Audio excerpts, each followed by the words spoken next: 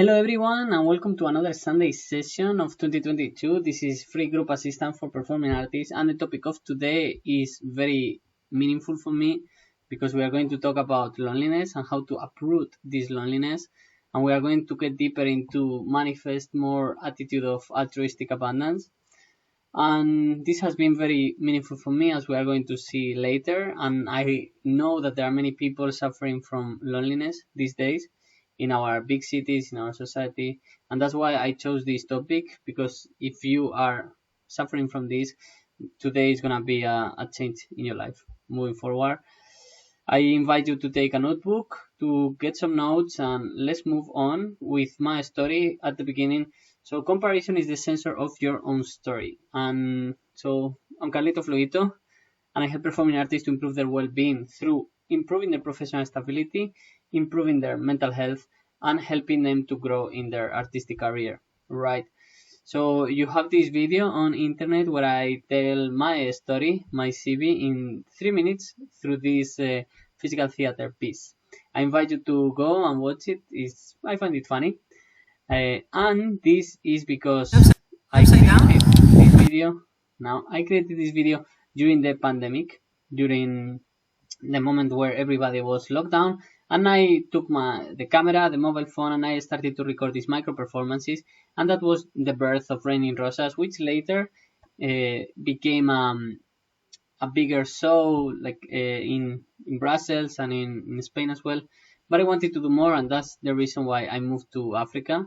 I moved to Zambia, and in Lusaka is where I started mingling with different local artists, also in Zimbabwe, and all of this with the intention of building a cultural center, a theater, to invite European artists to discover how is the African reality.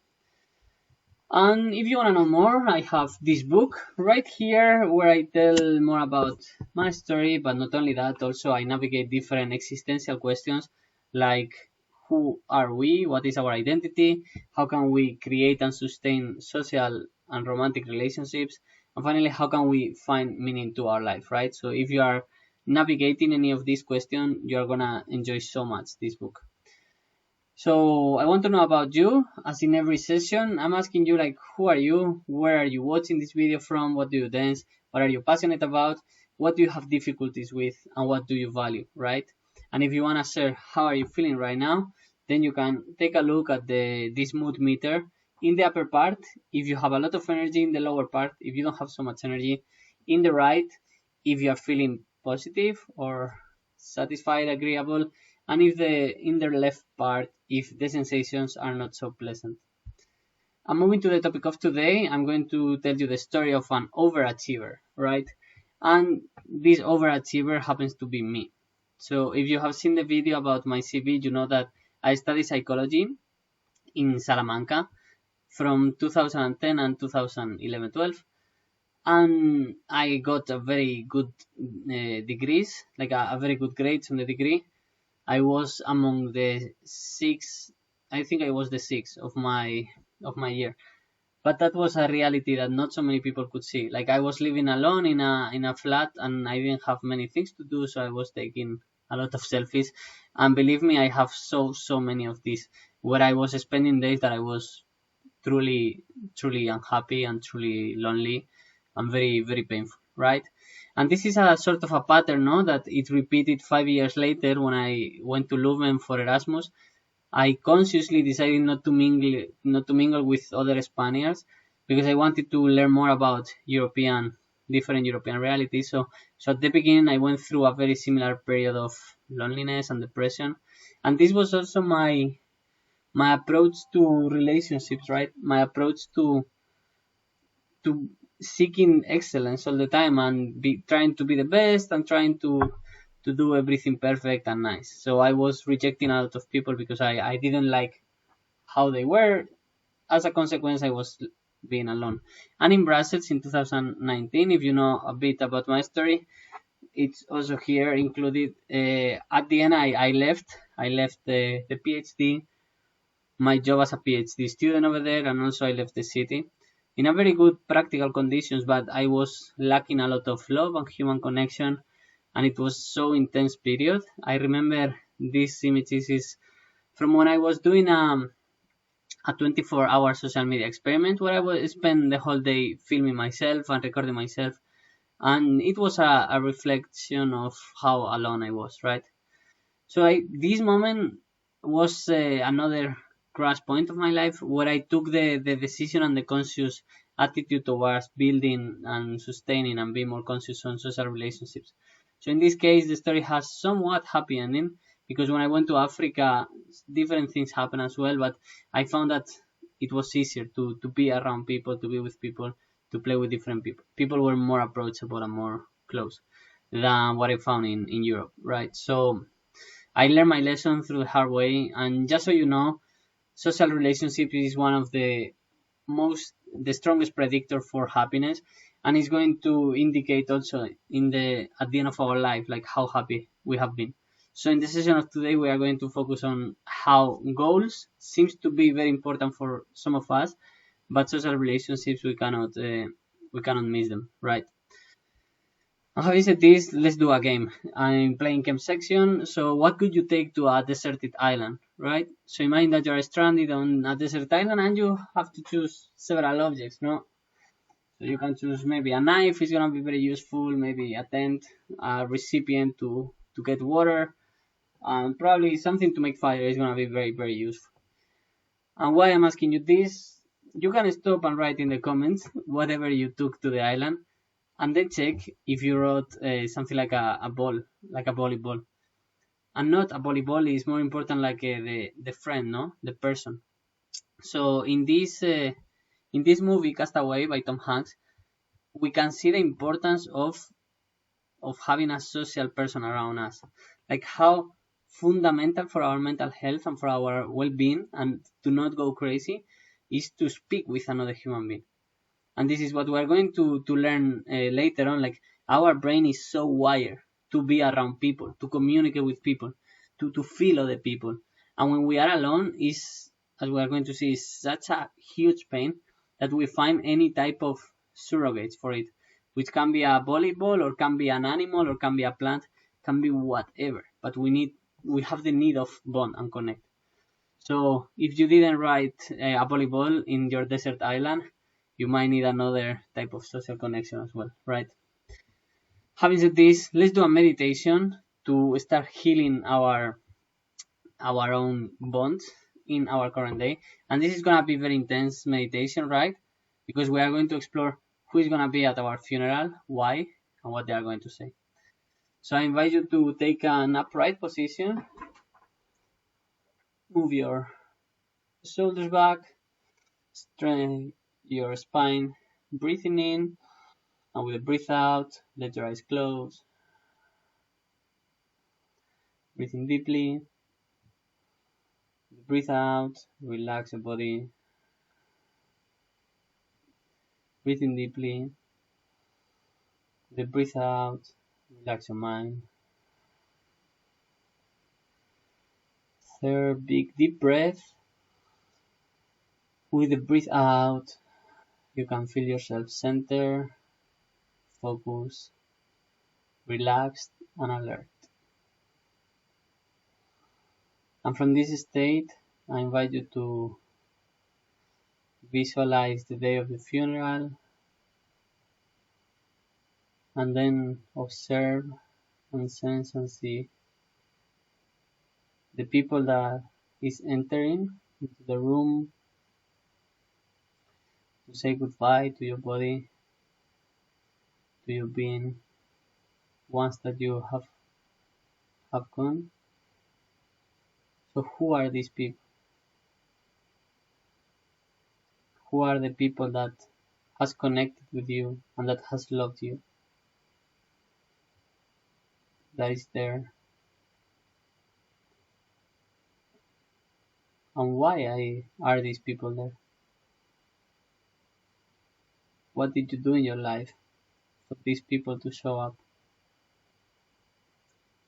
What happened? What was your relationship?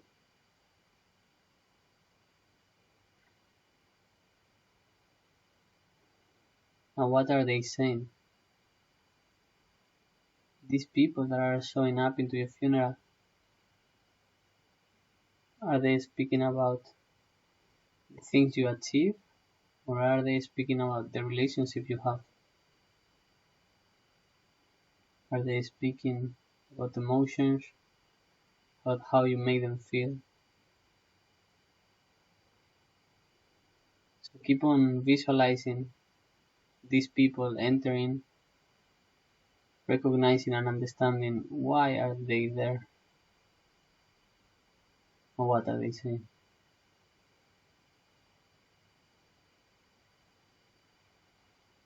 And with these feelings, I'm inviting you to breathe in deeply,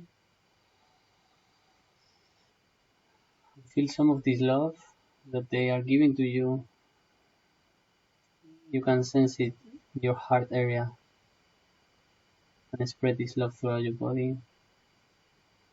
Feeling grateful that you are still alive, that you can reach out and tell them that you love them. Breathe in, connecting with your breath, breathing out, connecting with your body. Breathe in, connect with your mind, connect with the room that you are around. Breathing out, with your eyes closed. Open very slowly your eyes.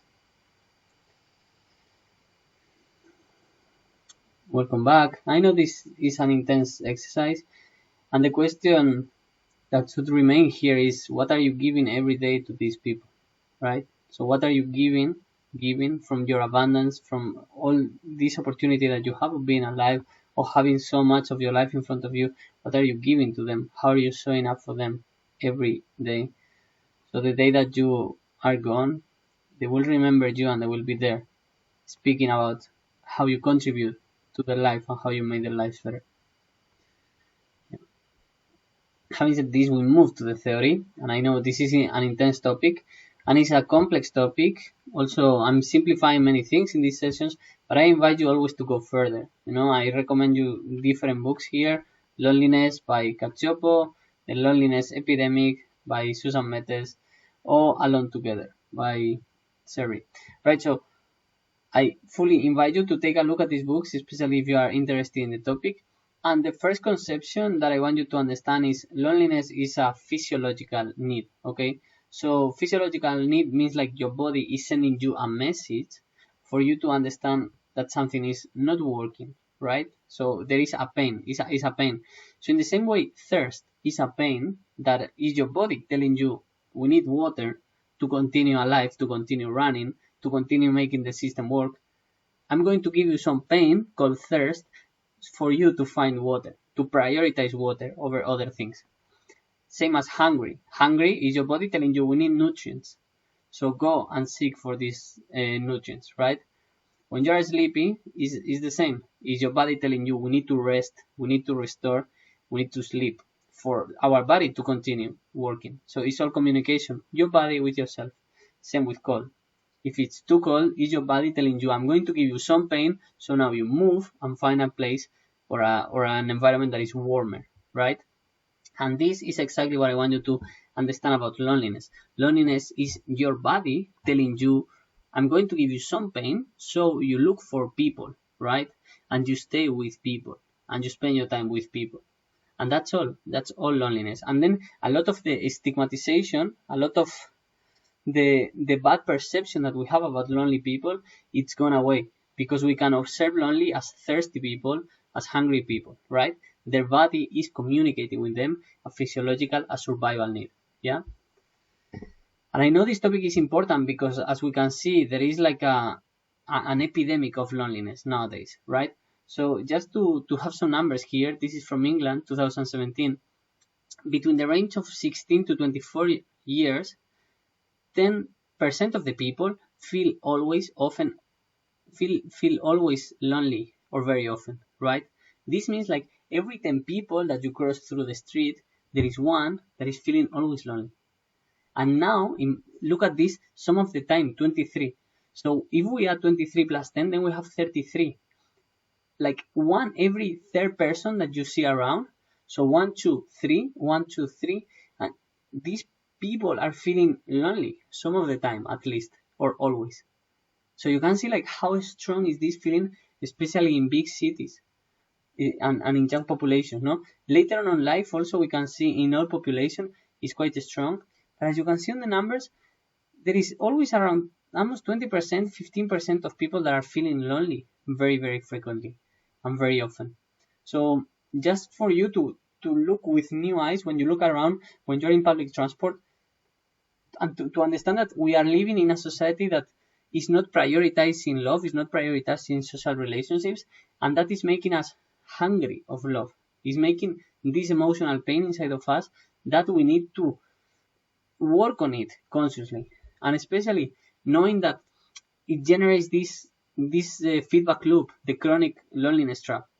So you feel lonely, and then you don't feel this connection, and this is going to lead to negative thoughts and negative feelings of fear, like no one wants to be with me, or I'm worthless, or you are going to be defensive about what people are going to say, what they are going to think about you, and this is going to generate negative expectations, right? So you will think that meeting with people is not going to solve your loneliness, and that socializing is a waste of time, that you could do better things, that you could work on your goals, so that you could watch a movie or something like this, right? So then you are either not going to go to the party, which is these negative interactions, so you might not go to social events, or when you are in social events, it's not going to work and you're not going to feel connected, right? Because you are going to think that they are not real, that the connection is not true. And this is going to reinforce the loneliness, which is going to reinforce the loop, right? So be very aware of how you might be repeating this loop and how we can cut it off, okay? And for that, we are going to suggest different exercises for the boot ground section. So for the practice, I want to invite you to try the Costas technique, okay? Costas is a Greek, very good friend of mine, which I'm always amazed because he has a huge network of friends. He's always busy, and this is exactly why. I show you this photo of him doing some table tennis because in the table tennis group, I think he's probably the youngest. You know, he's my age, like 28, 29. And then the rest of the people on these table tennis clubs, they are all like 40s, 50s, 60s. But he has taken the conscious decision of joining an sport activity, which is very good for your body, for your neurochemicals, for your mood, with other people, right? So instead of going running, he prefers to go table tennis, for example. And apart from this, he's also into football, and he's also like he's always doing different activities. Like he meets his friends that are all architects, and he's doing different sports. And when he's not playing football in one place, he's doing another one. He's amazing. And my suggestion for you is like the Costas technique is about getting a calendar like of a week and fill your calendar with social activities, right? Or meeting any of your friends or a group of friends. So you make a commitment with yourself and with your friends of always having at least one social interaction with other people. And this is especially powerful if you are having a job that concerns being on a computer for a lot of time or being alone for a lot of time, which has happened a lot during the pandemic, sadly. So please take this into account and make this connection meaningful, okay? This is the important. It's not about going to the meeting, but more about how can I reach out, how can I give? This is the altruistic abundance of the title. So how can we give to the other person to make them feel like if we die tomorrow, they might come to our funeral, right? So what are we giving in our social interactions? How are we showing up our love and our care for them? Yeah. Also, and if you are running out of ideas of what to do, you can do so many things. Like you might have different hobbies that can be like a pro environmental, for example, going to plant trees, or you can volunteer for people that are in need. You can be with pets as well. You can be with old people, or you can do some social network like in different environments, right? And these acts of kindness and altruism, and also for the connection with other people and other beings, is going to help you so much to start breaking all this loneliness cycle, right? And especially if you are an expat and you are living in another city because you are studying in another school or something like this, especially If you are studying in a northern capital, like a big city, and you are from a southern culture, we are different. No, we are much closer in the south, and many occasions in the north it's a bit difficult. And especially in big cities, we spend a lot of time in public transportation, which is a weird state of being alone around people because we are not connected with the people. So part of our brain is in a fear mode, like who are they? They are foreign people that I don't know. They might attack me. This is what's going on the brain unconsciously. And at the same time, we are with people. So we are in this fear state, and I had too many people today. But loneliness is about the connection, right? So how to work on the connection? The suggestion I'm going to give you is write gratitude letters. Okay? So when you are in public transport, you might spend maybe 1, 2, 3 hours per day in public transport. So use that time to write a gratitude letter and connect with a person that is far away, that there is some time that you haven't seen. Okay? And maybe after some years, you may publish a book with all your gratitude letters. Okay? And people will be very, very happy of how conscious you have been and how much love and care have you shown for your relationships. And I'm inviting you to join the support groups. In Raining Rosas, we have support groups where we are focused on the different problematics of the dancers and how we can work together with them, right? So I'm guiding these sessions, but in many occasions, what I love is to bring together people with similar problematics, which can be about loneliness, which can be like romantic relationships, or we can be like self-confident, or can be like training techniques, and then we talk for 1 hour sessions about this topic, and we find together different solutions, right? And this is extremely affordable because I have set up different prices for depending on the part of the world where you are. So in the case that you are in Europe, it's 30 euros per month for the 4 sessions. So it's one session happening every week. If you are interested, I leave a link in the description, okay? So you can go, you can check more information if you need, you can ask me any question. And if this is something that resonates with you, we are here to support you and to give you our love. And for this week, the consolidation is I invite you to do the Costas technique. So make a calendar, Monday, Tuesday, Wednesday, Thursday, Friday, Saturday, Sunday. And then start deciding which activity you are going to do every day or which group are you going to meet.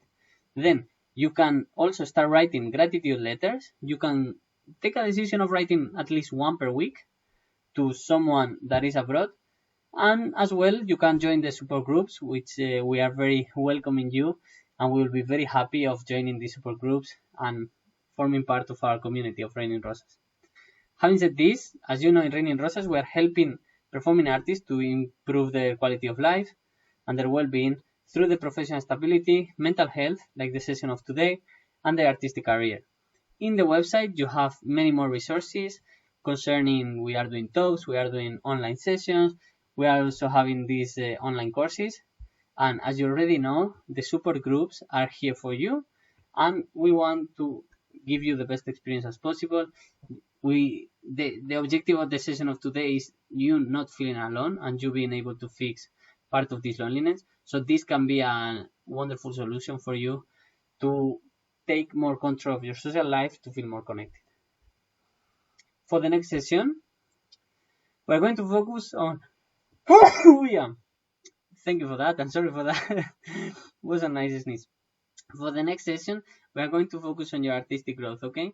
So we are going to start working on text. We are going to start working with written and spoken text. And if you know the Tamos methodology, you can find about the Tamos methodology in the session number 3 in January, where I explain the whole model, and text is the first element of the Tamos methodology with written and spoken. So I'm going to share with you some of the most powerful techniques that I know to improve very quickly how you work on your text, how you write text, and how you recite your text and memorize it. And now is your turn. Think about who of your friends is going through a difficult period that this session might be a good for him, because that's the purpose. Like, find people that are feeling lonely and telling them like, you are not alone, we're here with you, there are things you can do to improve your social life. And if you know someone that is interested in improving their text, or someone that can benefit from start working with text, then the next session is going to be amazing for them, and we are going to have so much fun, I'm telling you. If you have any other question, I'm here for you. Please write your questions in the comment box. You can also let me know if you have any other feedback or you want me to cover any topic. I'm here for you. And the review of the month, as you can see, we did professional stability with the finances. Then today the topic was loneliness. And in the next Sunday, we are going to see about the text. And the exercises that we saw today was the story about an overachiever, the game of being on a desert island, who will be at our funeral, in the reconnect meditation, needs, a connection, epidemics, the loneliness and the trap, this circle, in the theory section, and finally in the boot ground, the Costas technique and the gratitude letter, plus the support group that is there for you. So that's all for me. Thank you very much for your attention. Thank you very much for your time. You can reach me out, email, Instagram, I'm here for you. Thank you, enjoy your day. This was Carlito Fluito, and have a nice week. Ciao!